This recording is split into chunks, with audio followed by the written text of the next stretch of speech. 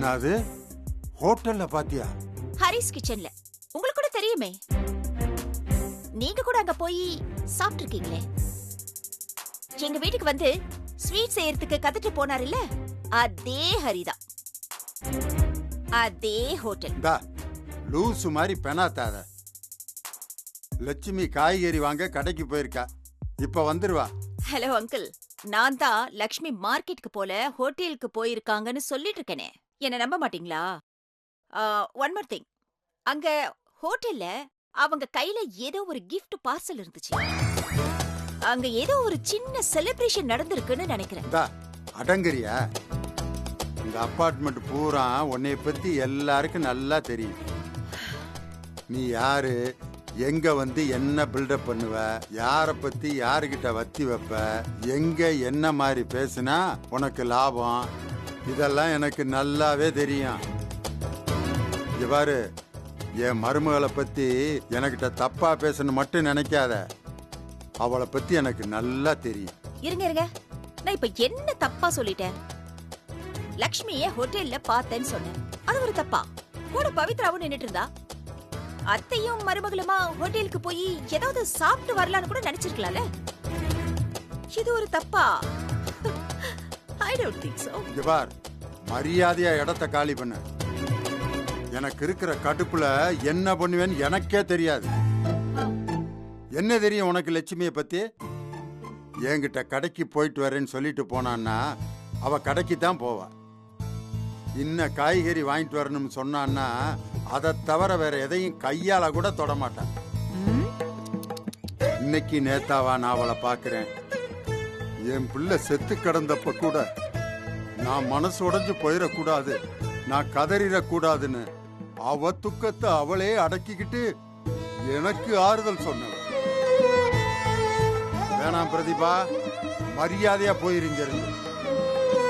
இல்ல இங்க இருந்து அப்படியே தள்ளி விட்டேன்னு வச்சுக்க, மண்ட கைகாலெல்லாம் பேந்து போய் ரத்த கலரியாத்தான் வீடு போய் சேருவேன். அப்போ நீங்க என்ன நம்பலல?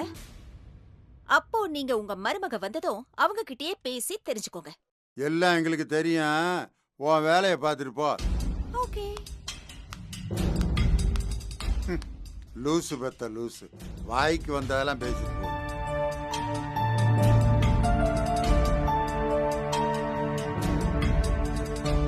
லட்சுமி கிளம்பி போய் ரொம்ப நேரம் ஆகுது, நேரம் வீட்டுக்கு வந்திருக்கணுமே.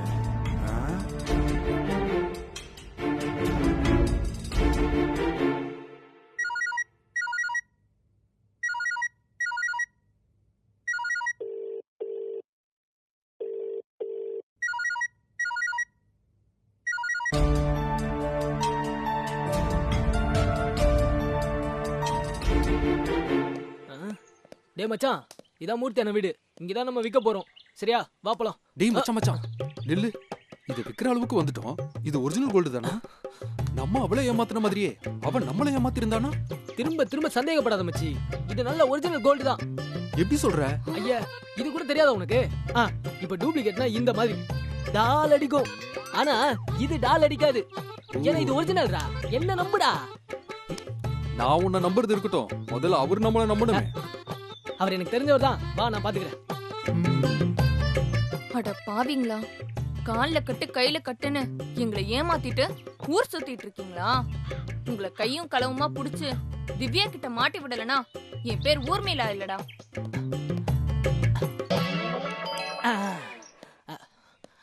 அண்ணா இப்ப வந்துருவாரு.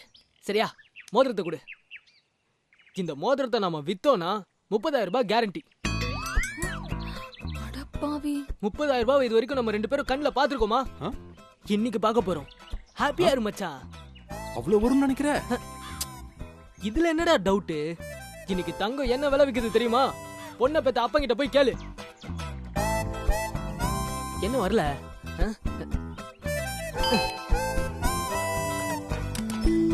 வந்துடுறா. அண்ணா வணக்கம்ண்ணா. என்னடா லோகேஷ் இந்த பக்கம்? அண்ணா உங்ககிட்ட எதுக்கு நான் வர போறேன்? இந்தாண்ணா, அர்ஜென்ட்டா பணம் வேணும்.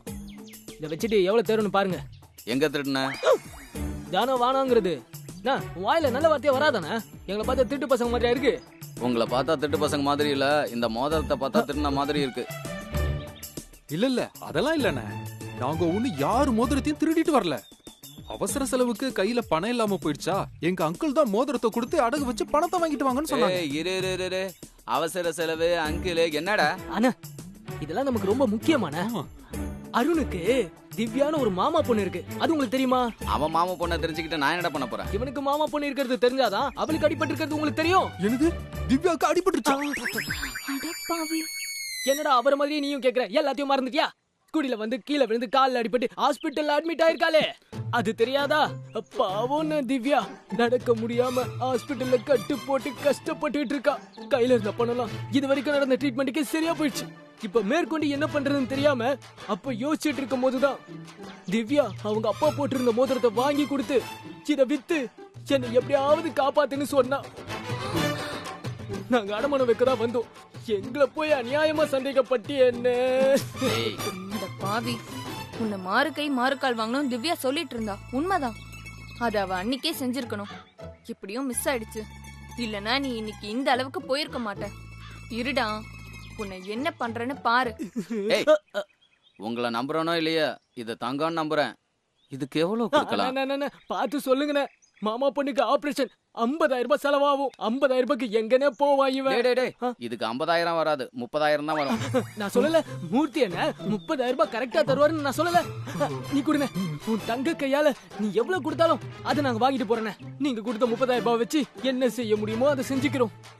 இது பத்தாம போச்சுன்னா இருக்கால திவ்யா, அவங்க அம்மாவோட மூக்குத்தியோ கம்பலோ ஒட்டியானமோ எதையாவது வச்சு காப்பாத்துறோன்னு, அவளை எப்படியாவது காப்பாத்துறோம். டேய், உணர்ச்சி வசப்படாத, இரு வரேன் நானு. அப்பாடா சை, ஒரு 30,000 ரூபாய் வாங்குறதுக்கு எவ்வளவு கஷ்டப்பட வேண்டியதா இருக்கு. சொல்லுடி. ஏய் திவ்யா, அன்னைக்கு நீ சந்தேகப்பட்டது கரெக்ட் தாண்டி. அருண் கால்ல அடிபடல. அருணும் லோகேஷும் நல்ல தடி மாடுங்க மாதிரி ஊர் சுத்திட்டு இருக்கானுங்க. பாத்தியா, நான் நினைச்சது கரெக்டா போச்சுடி. நீ கஷ்டப்பட்டு உங்க அப்பா மோதிரத்தை சுட்டுட்டு வந்து கொடுத்தா அது அவனுங்க 2 பேரும் அடமானம் வச்சு ஆட்டைய போட பாக்குறானுங்கடி. நீ கொஞ்சம் சீக்கிரம் கிளம்பி வாடி. ஏய், நீ எங்க இருக்கன்னு சொல்லுடி, நான் இப்பவே வரேன். வாங்கண்ணே. இந்தாடா. அண்ணே ரொம்ப நன்றிண்ணே, நீங்க என்ன காப்பாத்தலண்ணே, இவங்க மாமா பொண்ணை காப்பாத்திருக்கீங்க. வரண்ணே. சரி, போயிட்டு வா. சீக்கிரம் வா. இருடி, 5 நிமிஷத்துல நாங்க வரேன்.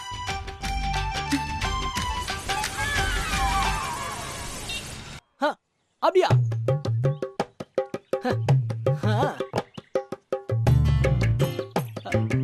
அப்படியா?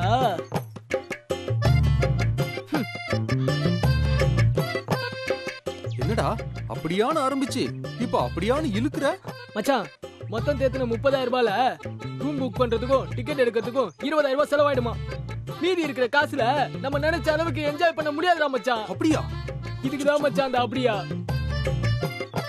சரி, நீ திவ்யாவுக்கு போன போடு. டேய், இன்னொரு தடவையா? ஏன், என்ன தப்பு? அவ நமக்கு கடமைப்பட்டிருக்கா மச்சான். எவ்வளவு கேட்டாலும் கொடுப்பா. 21st செஞ்சுரியில தோண்ட தோண்ட கிடைக்கிற தங்க சுரங்கண்டாவ. கூசாம போன போடு, 1 ஹவர்ல பணம் வந்துரும். அப்படிங்கிற? சரி.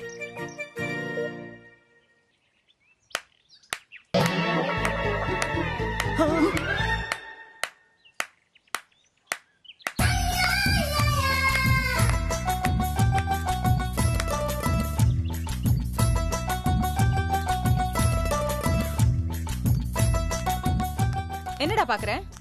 நீ போன் கூட போட வேணாண்டா, நினைச்சாலே போதும், ஆட்டோமேட்டிக்கா நான் வந்துடுவேன். மாப்ள, உனக்கு கால் அடிபட்டுருக்கா? ஆமால. ஐயோ, உயிர் போதும் மச்சான். கொஞ்சம் பொறுத்துக்கடா. டேய் டேய் டேய், நடிக்காதடா. போதும், உன்னை பத்தி எல்லா விவரமும் தெரிஞ்சிருச்சு.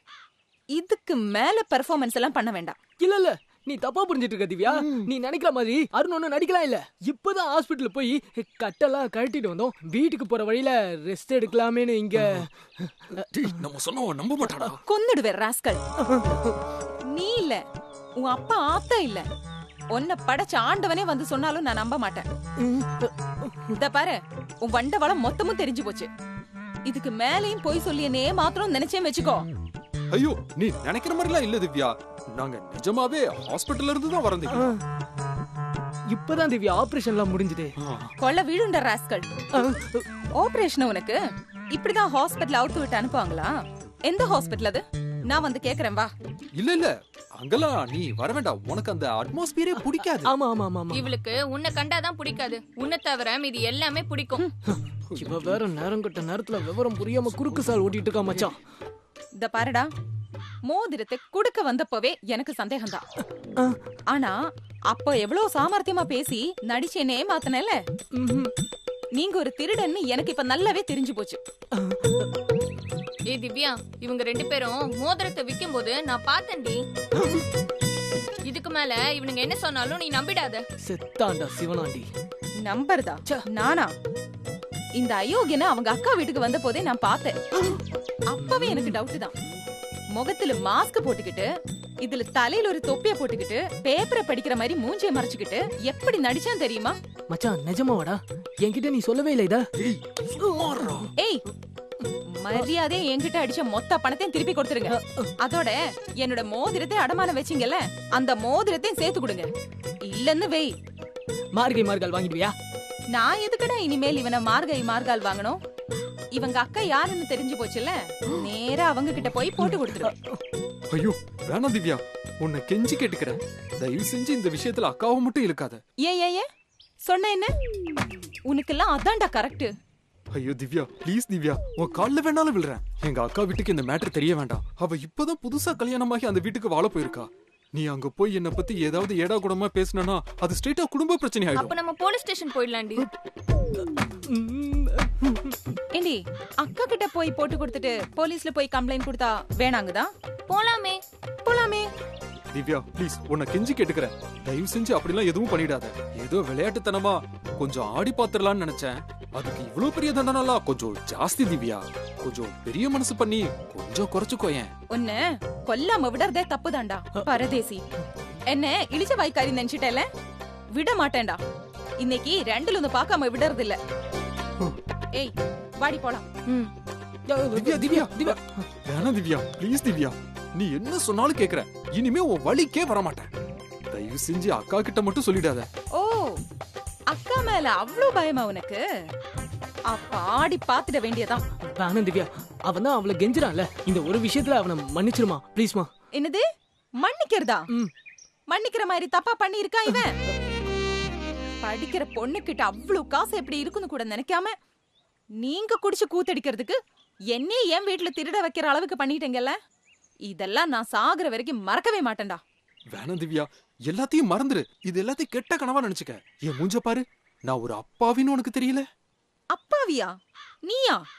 நீ படுபாவிடா. உனக்கெல்லாம் இறக்கமே காட்டக்கூடாது. நான் போறேன், இப்பவே போறேன் உங்க அக்கா கிட்ட. Please please please please.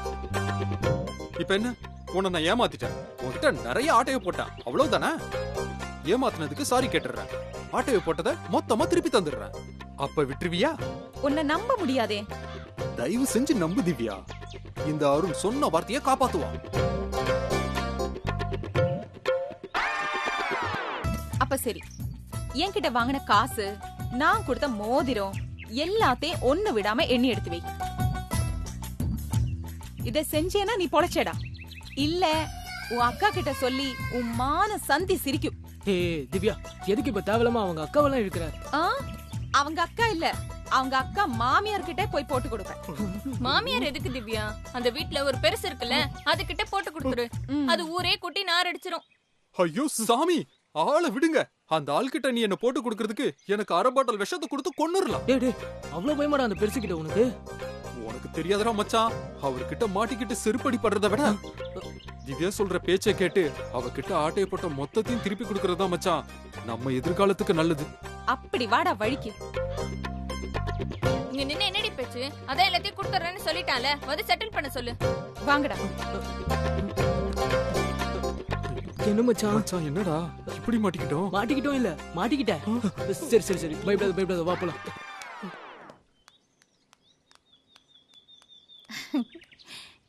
இன்னைக்கு நான் ரொம்ப சந்தோஷமா இருக்கேன். என்ன காரணம் சொல்லு? இத கேட்டு வேற தெரிஞ்சுக்கணுமா? உங்க உயிர் உங்ககிட்ட திரும்பி வந்திருக்கு. இதை விட வேற என்ன சந்தோஷம் இருக்க முடியும்? ஓ, நீ அத சொல்றியா? அதுவும் தான். ஆனா கிர்னி பழம் கிடைச்சதுல மார்க்கெட்ல, அதுதான் எனக்கு ரொம்ப சந்தோஷம். கிர்னி பழத்துக்கு இவ்ளோ சந்தோஷப்படுவீங்களா? ஆமா பவித்ரா, தாத்தாக்கு கிர்னி பழம்னா ரொம்ப பிடிக்கும். ஏற்கனவே நம்ம 1 மணி நேரம் தாமதமா வந்திருக்கோமா, அப்பா பசியில கோவப்படுறதுக்கு முன்னாடி இந்த கிர்னி பழத்தை அவர்கிட்ட காமிச்சிட்டோம்னா அப்படியே அமைதியாயிடுவாரு. செம்ம ஐடியா அத்தை. ஆனா நான் அந்த எண்ணத்தோட கிர்னி பழத்தை வாங்கல. பழத்தை மார்க்கெட்ல பார்த்த உடனே அப்பாக்கு பிடிக்கும்னு தோணுச்சு, அதனாலதான் பழத்தை வாங்கினேன். அவருக்கு என்னெல்லாம் பிடிக்கும் என்னெல்லாம் பிடிக்காதுன்னு மொத்தமா உங்களுக்கு அத்துப்படி இல்லத்த. 25 வருஷம் பழக்கம், அது எப்படி தெரியாம போகும்? உண்மையை சொல்லணும்னா அவருக்கு எதெல்லாம் பிடிக்கும் எதெல்லாம் பிடிக்காதுன்னு அவரை விட எனக்கு தான் நல்லா தெரியும்.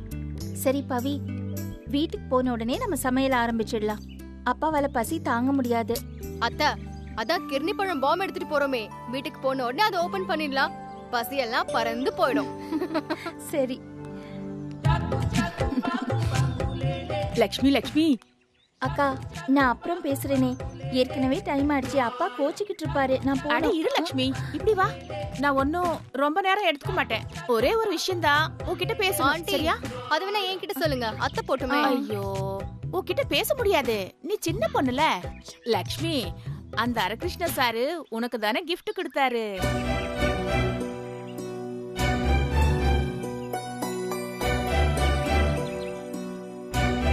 சொல்லு லக்ஷ்மி, உனக்கு தானே கிஃப்ட் கொடுத்தாரு. ஆமாங்கா, அதுக்கு என்ன இப்போ? நினைச்சேன் நீ தானே அவருக்கு பரங்கிக்காயில கேக் பண்றதுக்கு கத்து கொடுத்த. உனக்கு கிஃப்ட் கொடுக்காம பின்ன அந்த பிரதிபாக்கா கிஃப்ட் கொடுப்பாரு.